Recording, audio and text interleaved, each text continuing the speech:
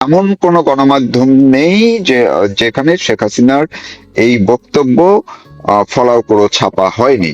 শুধুমাত্র black out ছিল বাংলাদেশে। প্রশ্নটি হলো, বাংলাদেশ সরকার বাংলাদেশের ভিতরের গণ্ডির ভিতরের গণমাধ্যমের গলা চেপে ধরেছে, মুখ চেপে ধরেছে, ব্ল্যাক আউট করেছে, সংবাদ ছাপতে দেয়নি, সেটি না হয় ঠিক আছে, কিন্তু ভারতের সরকারকে কেন অনুরোধ করেছিল, কেনই বা কালকে সংবাদ সম্মেলনের পরে আবার তীব্র প্রতিক্রিয়া জানিয়েছে বিবৃতি দিয়ে ভারতের প্রতি, যে কেন শেখ হাসিনার বক্তব্য দেওয়ার সুযোগ তিনি পেলেন।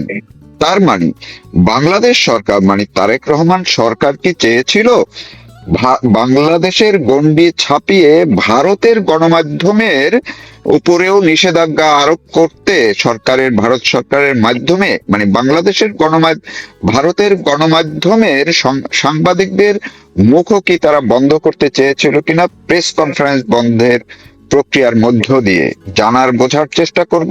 সঙ্গে আছেন ভারতের প্রখ্যাত সাংবাদিক সুবীর ভৌমিক। আমি আপনাকে কৃতজ্ঞতা ও ধন্যবাদ জানাচ্ছি আমাকে সময় দেওয়ার জন্য। বলেন ভাই। জি, আমি একটু সরাসরি আপনার কাছ থেকে শুনতেই চাই যে গতকালকে যেই ভাবে প্রধানমন্ত্রী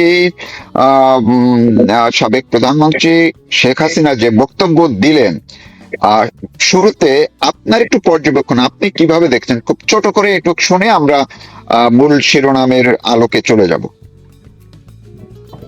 দেখুন, এই যে বাংলাদেশ সরকার এটাকে ব্লক করার চেষ্টা করেছে, বাংলাদেশের ভেতরে খানিকটা সফল হয়েছে, পুরোপুরি হয়নি, এবং ভারত সরকারের বিরুদ্ধে একেবারে ক্ষোভ উগড়ে দিয়ে ফরেন মিনিস্ট্রি, বাংলাদেশের বিদেশ মন্ত্রক যে বিবৃতি জারি করেছে, এটা যে দ্বিচারিতার চরম, তার উদাহরণ হচ্ছে যে এই কাজ তারেক সাহেব নিজে লন্ডনে বসে দীর্ঘ 17 বছর করেছে। উনি এই সোশ্যাল মিডিয়ার মাধ্যমে, এই বিভিন্ন অ্যাপের মাধ্যমে অনলাইন উনি পার্টির মানে কর্মীদেরকে অ্যাড্রেস করেছেন, পার্টির কর্মীদেরকে বিভিন্ন নির্দেশ দিয়েছেন, এবং যেটা পরবর্তী সময় বিএনপির তরফে দাবি করা হয়েছে, সালাউদ্দিন সাহেব নিজেই বলেছেন যে আমি শিলংয়ে থেকেও তো দলের কাজ করেছি। উনি কেন শিলংয়ে এসেছিলেন, কেন এখানে ছিলেন এত বছর, সেটা উনি ভালো করে বলবেন। কিন্তু উনি ওই বিলাসবহুল ওই গেস্ট হাউসে থেকে, দেশের ভিতরে না থেকে, উনি এবং ওনার নেতা তারেক রহমান লন্ডনে থেকে এই দেশে গণ আন্দোলন পরিচালনা, বিএনপির অ্যাক্টিভিটি, সরকার বিরোধী কার্যকলাপ সবই করতে ওরা সক্ষম হয়েছে। তো তারা যদি লন্ডনে বসে এটা করলে জায়েজ হয়, শেখ হাসিনা দিল্লিতে বসে একটা প্রেস কনফারেন্স করেছে, শেখ হাসিনা কোনো আন্দোলনের ডাক দেওয়া বা কোনো রকম গোলমাল পাকানোর বাংলাদেশে এইসব তো কিছু বলেনি। উনি শুধু বলেছেন যে গণতান্ত্রিক প্রক্রিয়া ফিরিয়ে আনা হোক, আমাদের কর্মীদের বিরুদ্ধে এইসব ভুয়ো মামলা যেগুলি দেওয়া হয়েছে, হাজারে হাজারে মামলা, তো এগুলি প্রত্যাহার করা হোক, আর আওয়ামী লীগের উপর থেকে ব্যান তুলে একটা স্বাভাবিক গণতান্ত্রিক প্রক্রিয়া ফিরিয়ে আনা। এইটা যদি আটকানোর জন্য এতটা মরিয়া হয়ে ভারতের বিরুদ্ধে হইচই তারা করছে, এত বড় বড় কথা বলছে, আবার ডিজেল চাইছে ভারতের কাছে। আজকে আপনি পাইপলাইনের মাধ্যমে ডিজেল যাচ্ছে, তো ব্যাপারটা কি? এটা পাকিস্তানের লাইন, পাকিস্তানের লাইন পুরো বাংলাদেশের বর্তমান সরকার এটা ফলো করছে। ইউনূস সাহেব শুরু করে গেছিলেন, এবং পাকিস্তানের বর্তমান সরকার, এই বাংলাদেশের বর্তমান সরকার এটা ফলো করছে। মানে কিছু প্যাঁচে পড়লে তখন ভারত, আর ওদের কথা মতো সব করতে হবে। India is an open state. এখানে আমাদের দুই বেলা রাহুল গান্ধী, প্রিয়াঙ্কা গান্ধী যেভাবে আক্রমণ করেন প্রধানমন্ত্রী নরেন্দ্র মোদীকে, এবং সেটা সহ্য করে প্রধানমন্ত্রীকে প্রধানমন্ত্রিত্ব করতে হয়, because this is A democracy. এই বাংলাদেশের মতো, ওই মানে আমেরিকানরা খুশি হতে পারে এতে। আমেরিকানরা তো আমেরিকার প্রেসিডেন্টের ফেভারিট কে, এই অঞ্চলের সব থেকে ফেভারিট লোক হচ্ছে পাকিস্তানের সেই জেনারেল আসিফ মুনির, যে ফিল্ড মার্শাল বলে নিজেকে মনে করে, আসলে ফিল্ড মার্শাল। মারধর খেয়ে আমেরিকার পায়ে পড়ে তুমি ইন্ডিয়াকে যুদ্ধ বন্ধ করো, সিন্ধুর অপারেশন বন্ধ করো। এনিওয়ে, বাংলাদেশে যেটা ব্যাপার, যে প্রশ্নটা আমি করবো সেটা হচ্ছে, আপনার দেশে আপনি সেন্সরশিপ করছেন, এই করছেন, ইন্ডিয়াতে সালাউদ্দিন সাহেব এখানে বসে থেকে, যদি উনি নিজেই বলেছেন, এটা ওনার স্বীকারোক্তি, যে উনি দলের কাজ করেছেন, দলের সংগঠনের গুরু দায়িত্ব তারেক রহমান তার উপর অর্পণ করেছিলেন, সে ভারত থেকে বসে থেকে এটা করতে। তার যদি ইনফরমেশন চ্যানেল আমরা ব্লক না করে থাকি, ইজিলি করতে পারতো।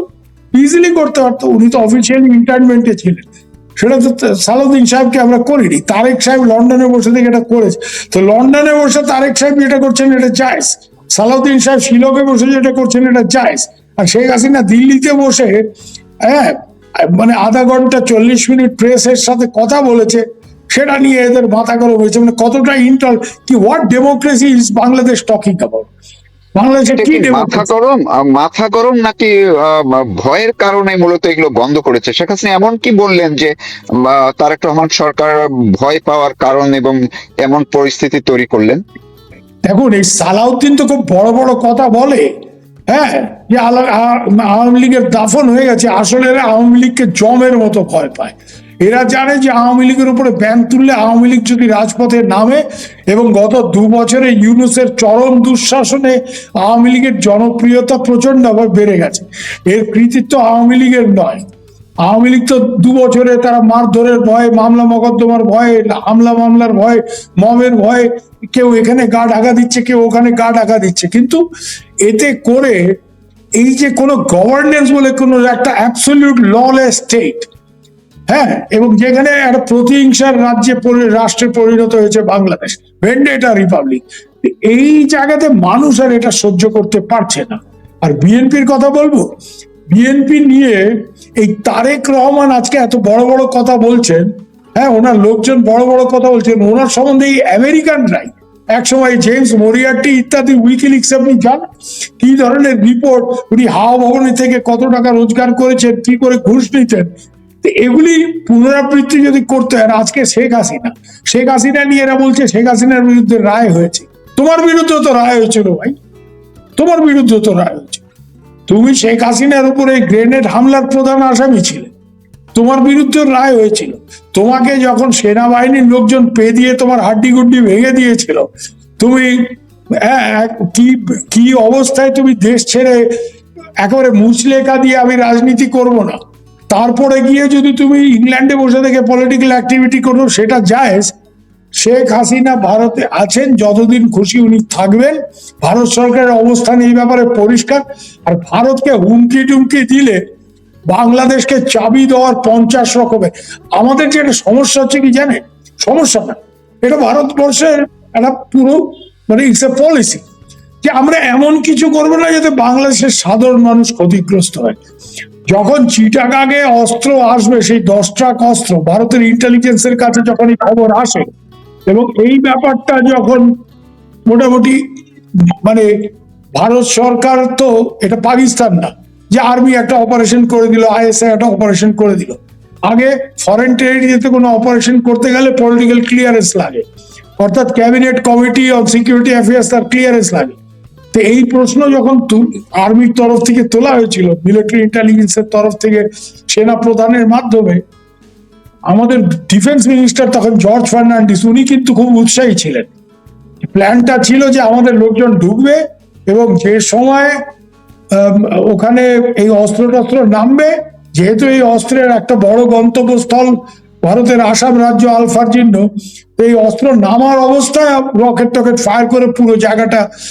এইটা যখন বাজপেয়ী সাহেবের কাছে আসলো, এবং আমাদের তখনকার যে ন্যাশনাল সিকিউরিটি অ্যাডভাইজার ব্রজেশ মিশ্র, বাজপেয়ী সাহেব প্রথম জিজ্ঞেস করলেন যে ক্যাজুয়ালিটি কিতনা হোগা, মানে কত লোক ওখানে মারা যেত। বলো যে ওখানে অনেক মানে শ্রমিক থাকবে, বন্দর শ্রমিক, তারা মাল নামাবে, 300-400 শ্রমিক, অনেক বড় কনসাইনমেন্ট। তখন বললো না না, আমাদের সমস্যা বাংলাদেশ গভর্নমেন্টকে নিয়ে, সাধারণ বাংলাদেশের 300-400 লোক ওখানে মারা যাবে, এটা sorry, I cannot clear this operation. তারপরে এই অপারেশন কিভাবে হয়েছে জানেন?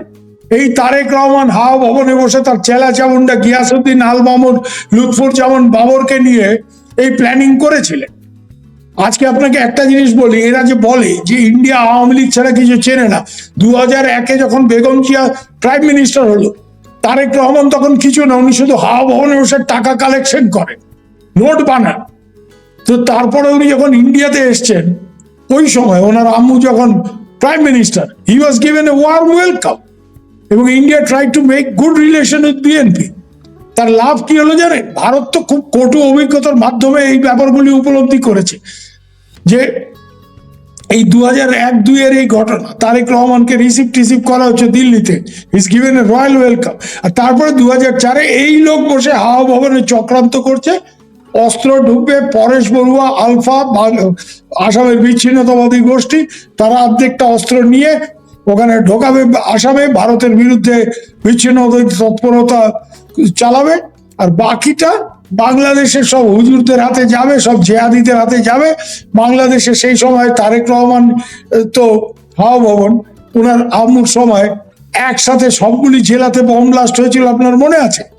কতগুলি বড় টেরোরিস্ট অ্যাকশন হয়েছিল, আপনার মনে আছে? আনোয়ার চৌধুরী ব্রিটেনের রাষ্ট্রদূত বাংলাদেশে, he was killed, Shah SMS Kibriya was killed. So many actions happened. So many terrorist activity under the direct patronage of the government. এবং লাস্টলি শেখ হাসিনার উপরে হামলা সেই অগাস্টের 21 তারিখ। তারেক রহমানের সাথে সরাসরি এর প্ল্যানিং এর সাথে অ্যাবেটমেন্টের সাথে জড়িত ছিল, ওনার বিরুদ্ধে মামলা হয়েছে, হি ওয়াজ অলসো ফাউন্ড গিলটি। তারপরে তিনি ওখানে বসে রাজনীতি করেছে। সেই ক্ষেত্রে কি ওনাকে ব্লক করার চেষ্টা করেছে শেখ হাসিনার সরকার? তো সে ফ্যাসিস্ট হয়ে গেল। আর এরা শেখ হাসিনার প্রেস কনফারেন্স বাংলাদেশে দেখানো যাবে না, আওয়ামী লীগ দাফন হয়ে গেছে, অথচ শেখ হাসিনার এই প্রোগ্রাম দেখানো যাবে না, তো কে ফ্যাসিস্ট বাংলাদেশের মানুষ বিচার করবে? তো এখন এই যে এই ঘটনাটা যে বাংলাদেশ সরকার যে ঘটালো, মানে ভারতের যে ফরেন যে করেসপন্ডেন্ট ক্লাব যারা এটা আয়োজনটা করলেন, তাদের কাছে মেসেজটা কি গেল? তারা কি এই বাংলাদেশ সরকারের এই মনোভাবকে যে অন্য দেশের সাংবাদিকদের কমিউনিটির একটা প্রেস কনফারেন্স বন্ধ করতে চেয়েছে আরেক দেশের সরকার, এবং ওইখানে তো আন্তর্জাতিক মিডিয়া, অন্য বিদেশি মিডিয়ার প্রতিনিধিরাও ছিলেন, তাদের কাছে তাহলে এই মেসেজটা কি গেল? তাদের কাছে মেসেজটা এটাই গেল, বাংলাদেশের আসল স্বরূপ উন্মোচিত হয়েছে। বাংলাদেশের লোকে ভেবেছিল যে ইউনূস সাহেবের এই শাসনের পরে বাংলাদেশে একটা গণতান্ত্রিক সরকার এসেছে, একটা ইলেকশনের মাধ্যমে। ইলেকশনের মাধ্যমে গণতান্ত্রিক সরকার প্রতিষ্ঠা হয় না, সেই ব্যাপারটা পরিষ্কার ভাবেই মানে বোঝা গেছে। কারণ মারুফ ভাই, এখানে যে foreign correspondents club of south Asia, হ্যাঁ, সাউথ এশিয়াতে মানে এই দক্ষিণ এশিয়াতে বড় বড় ওয়েস্টার্ন মিডিয়া, ইন্টারন্যাশনাল মিডিয়া, জাপানের জিজি প্রেস থেকে শুরু করে Washington Post, New York Times, এদের মেইন করেসপন্ডেন্ট বা bureau officers are in Delhi. বড় জোর বাংলাদেশে কিছু কিছু এদের স্ট্রিঙ্গার আছে, দু একটা বড় অর্গানাইজেশন, যেমন আমি যেখানে বিবিসিতে কাজ করি, হ্যাঁ, বাংলাদেশে ঢাকাতে ওদের ফুল ব্যুরো আছে বিবিসি, কিন্তু সিএনএনই তো নেই, ওদের স্ট্রিঙ্গার আছে। এদের মেইন ব্যুরোজ আর ইন দিল্লি, এবং এই দিল্লিতে অবস্থানরত প্রায় 250 থেকে 300 ফরেন মিডিয়ার লোকজন। সেখানে তুরস্কের মিডিয়া থেকে শুরু করে, মধ্যপ্রাচ্যের মিডিয়া থেকে, জাপান চীনের সিনহুয়া মিডিয়া থেকে শুরু করে, আমেরিকা, ব্রিটেন, ফ্রান্স, সবারই লোক আছে, লেমনদের। হ্যাঁ, it's a very big club, it's the biggest journalist মানে ইন্টারন্যাশনাল জার্নালিস্ট ক্লাব। এরা চোখের সামনে দেখলো যে এদের প্রোগ্রাম বানচাল করার জন্য, বন্ধ করার জন্য বাংলাদেশ সরকার কতটা সচেষ্ট। তারপরে তারেক সাহেব যখন বলবেন, oh there is freedom of speech in my country, who is going to believe it? কে এটা বিশ্বাস করবে? তো এরা আসলে কি জানেন, ছাগল ছাড়া তো মানে এদের যে কি পরিমাণ ছাগল। হ্যাঁ, এইসব তারেক রহমানের উপদেষ্টা জাহেদ, সে একটা ফেসবুকে পোস্ট দিয়ে বলল যে শেখ হাসিনার এই প্রোগ্রাম বাংলাদেশে যারা দেখবে তাদেরকে চিহ্নিত করতে হবে, তাদেরকে গ্রেপ্তার করা হবে।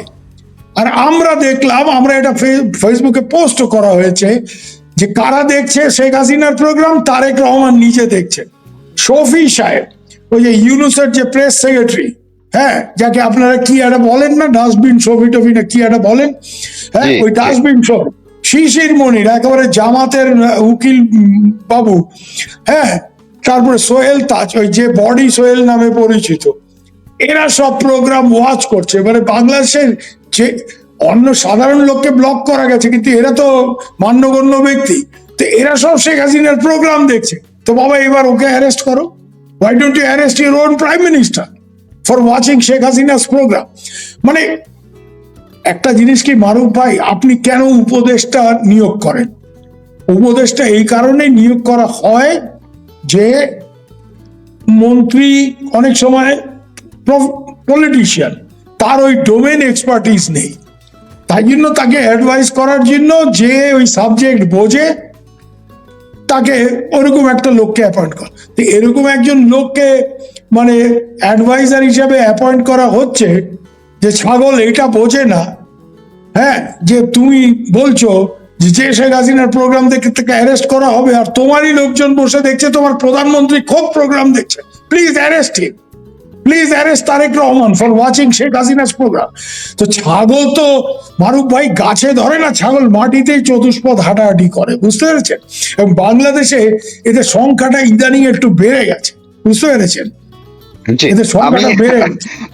এই আপনি চমৎকার ভাবে বলেছেন। এটি বাংলাদেশের মানুষও এখন বুঝতে পারছে যে বাংলাদেশের গণমাধ্যমে সবকিছু ব্ল্যাক আউট থাকলেও বিশ্ববাসী এটি দেখেছে, বরং আরো আগ্রহ নিয়ে দেখেছে, আগ্রহ বেড়েছে। আমি একদম শেষ পর্যায়ে খুব ছোট করে একটু শুনবো আপনার কাছ থেকে যে এই তাবৎ দুনিয়ার বাঘা বাঘা সব মিডিয়া, শুধু ভারতেরই না, সবাই শেখ হাসিনার এই বক্তব্যকে এতটা গুরুত্ব সহকারে নিল কেন, তারা এতটা কেন ফোকাস করলো?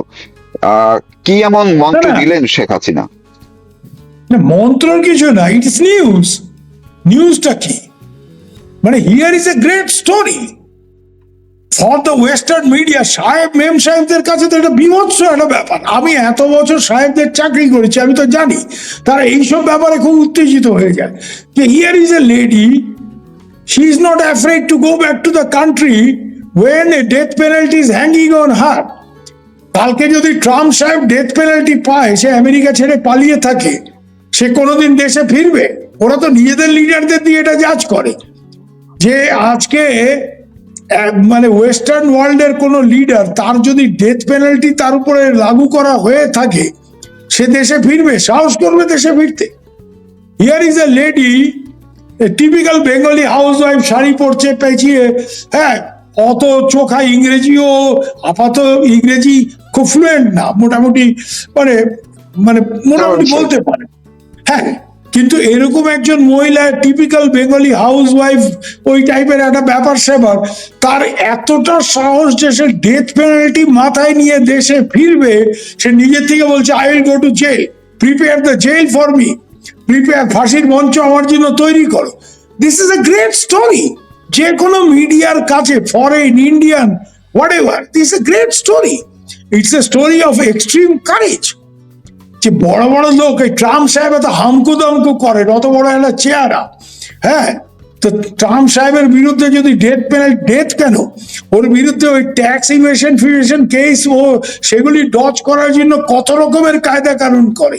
তো ওরা তো নিজেদের লিডারদের দিয়ে জাজ করছে যে here is a lady who looks like a typical Bengali house wife, হ্যাঁ, সে এত বড় সাহস যে এর আগেও তার বিরুদ্ধে 19 বার তার বিরুদ্ধে অ্যাসাসিনেশন অ্যাটেম্প্ট হয়েছে, যার পুরো খানদানকে শেষ করে দিয়েছে একটা কুতে, হ্যাঁ, entire family she has lost, এবং তারপরে she is not afraid to go back. This a huge story, this a story of extreme courage. এবং আজকে আপনি যদি দেখেন, Washington Post, New York Times থেকে শুরু করে, জাপানের কাগজ থেকে শুরু করে, যে কোনো জায়গায় দেখবেন যে স্টোরির লাইনটা হচ্ছে, she is going back with death penalty on her head. This এর স্টোরি অফ এক্সট্রিম কারেজ। কটা ওয়ার্ল্ড লিডারের এই সাহস আছে আপনি বলুন না? আজকে বাশার আল আসাদ, সে এত বছর প্রায় প্রেসিডেন্ট ছিল সিরিয়া, সে পালিয়ে রাশিয়াতে শেল্টার নিয়েছে, ওখানে ওই আল কায়দার কমান্ডার, সে আজকে president of Syria. Donald Trump তাকে হোয়াইট হাউসে লাঞ্চ ডিনার খাওয়ায়। এই তো আমেরিকার ব্যাপার, যে এখানে একটা প্রপারলি ইলেক্টেড গভর্নমেন্ট তারা ফেলে দেবে, আর ওখানে আল কায়দার কমান্ডারকে প্রেসিডেন্ট করে বসে। তা আজকে হাফিজ আল আসাদ, হ্যাঁ, সিরিয়াতে ফিরে আসার সাহস করবে? কোনো অবস্থায় করবে না। তো এই জায়গাতে দাঁড়িয়ে Sheikh Hasina story is the story of ultimate courage. মানে এই সাহস যে আমাকে মারলে মারবে, ফাঁসি দিলে দেবে, আমি দেশে ফিরছি, আমি বিচারের সম্মুখীন হব। আর শেখ হাসিনা তো প্রথম থেকেই বলে আসছে, যারা মানে হইচইয়ের মধ্যে আমি দেশ ছেড়েছি, কিন্তু আমি একেবারে জ্ঞাতসারে আমাকে, আর এটাও তো ঠিক যে ওনাকে হঠাৎ করেই আর্মি, উনি তো এখানে লুকিয়ে পালিয়ে মানে উনি লুকিয়ে বোরখা পরে রাতের অন্ধকারে ইন্ডিয়াতে ঢোকেননি। ওনাকে ওনার দেশের সেনাপ্রধান অফিসিয়ালি ইন্ডিয়ার সাথে যোগাযোগ করে সিকিউরিটির ক্রাউন দেখিয়ে ইন্ডিয়াতে এনে মিলিটারি প্লেনে করে এনে নামিয়ে দিয়ে গেছেন উনি। তারপরে ইন্ডিয়ার সাথে শেখ হাসিনা, ইন্ডিয়াতে সব পার্টির সাথে শেখ হাসিনা, সবাই শেখ হাসিনাকে ইন্ডিয়ার ফ্রেন্ড মনে করে। শেখ হাসিনাকে এখানে যথাযথ প্রোটোকল দিয়ে মর্যাদা দিয়ে রাখা হয়েছে এবং ইন্ডিয়ার লাইন খুব ক্লিয়ার। বহিঞ্জি সবারই বহিঞ্জি উনি, যতদিন বহিঞ্জি এখানে থাকবে সিভিল স্টে। জয়শঙ্কর পরিষ্কার এটা বলে দিয়েছে আমাদের পররাষ্ট্র। এখন শেখ হাসিনা দেশে ফিরতে চাইছে, উই ক্যানট স্টপ। কিন্তু অনেক অনেক এখানে ধন্যবাদ সব থেকে আপনাকে। বড় কথা হচ্ছে this is A story of ultimate courage. He is not, মানে আপনি একটা জিনিস দেখুন, যেসব ইস্ট ইউরোপের ডিক্টেটরদের পতন হয়েছে সেই মানে অ্যান্টি কমিউনিস্ট আপরাইজিং ইস্ট ইউরোপের সময়, যারা পালিয়েছে পালিয়েছে, যারা মারা গেছে মারা গেছে, কিন্তু মানে যেখানে উনি একটা দেশে বসে থাকতে পারছেন সেফ এন্ড সিকিউর, সেখানে মানে সাহস করে দেশে ফিরে যাবে, বিচারের সম্মুখীন হতে চাইছে এবং দরকার হলে আমার ফাঁসি দেবে। আর ফাঁসি হয়তো তারেক সাহেবের দেওয়ার ক্ষমতা নেই, সাহস হবে না, কিন্তু যে কোনো সময় তো একটা জেহাদি এক্সট্রিমিস্ট অ্যাটাক হতে পারে। কেন পাকিস্তানের কাছে একটা আনফিনিশড এজেন্ডা, যে শেখ মুজিব নে মুখ তোড় দিয়ে শেখ মুজিব ইজ এ ট্রেটার, ওর খানদান শেষ করে দিতে হবে, টোটাল এলিমিনেশন, যেটা পাকিস্তানিরা করে। ওদের নিজেদের ইলেক্টেড প্রাইম মিনিস্টারকে জেলে 2 বছর নির্বিচারে ঢুকিয়ে রেখে দিয়েছে ইমরান খান সাহেবকে, যে ইমরান খান পাকিস্তানকে ওয়ার্ল্ড কাপ এনে দিয়েছিল। এই পাকিস্তানিরা শেখ হাসিনাকে তো যে কোনো সময় জেহাদি পাঠিয়ে অ্যাটাক করতে পারে। এই অনেক জায়গাতে ধন্যবাদ। দাঁড়িয়ে ভদ্রমহিলা যাচ্ছেন, এটা একটা this story of ultimate courage. জি, অনেক ধন্যবাদ আপনাকে। আপনি শেষ যেখানটা করলেন যে এইটি একটি নিউজ এবং এইটা হচ্ছে এতটাই একটা বিশাল একটা নিউজ যেটি আসলে বিশ্ব মিডিয়া কোনোভাবেই মিস করতে চায়নি, যেটি বাংলাদেশের মিডিয়াকে ব্ল্যাক আউট এখন করে এটা সরকার এই বাংলাদেশের পশ্চিমবঙ্গ। রাজপুরুষরা আজকে যারা ক্ষমতা আছে তারা তো এটা বুঝবে না। তাদের মধ্যে অনেকেই আছে যাদের সূক্ষ্ম দুটো শুদ্ধ দুটো বাক্য লিখে দিলে ক্রিয়াকর্ম খুঁজে পাবে না, তো ওরা নিউজ কি করে বুঝবে? আর ওরা চাইছে ওয়ার্ল্ড প্রেস তাদের মিডিয়া এথিক্স, মিডিয়া জার্নালিজম এইসব ওদের কথায় চলবে, যখন তখন ব্যান করবে, যখন তখন ইয়ে করবে। তো এগুলি বলে লাভ নেই। মানে বাংলাদেশ, আমার যেটা খারাপ লাগে, we emotionally identify with Bangladesh, কিন্তু এমন সব ছাগল লোক ওখানে সরকার চালাচ্ছে, they are making Bengalis look like fools. আপনি ব্যাপারটা বুঝতে পারছেন? আমিও তো বাঙালি, যে লোকে ভাবে বাঙালিরা ছাগল। এই ধরনের কি সব লোক এখানে সরকার চালাচ্ছে, মানে এই ধরনের কথাবার্তা। যাই হোক, যে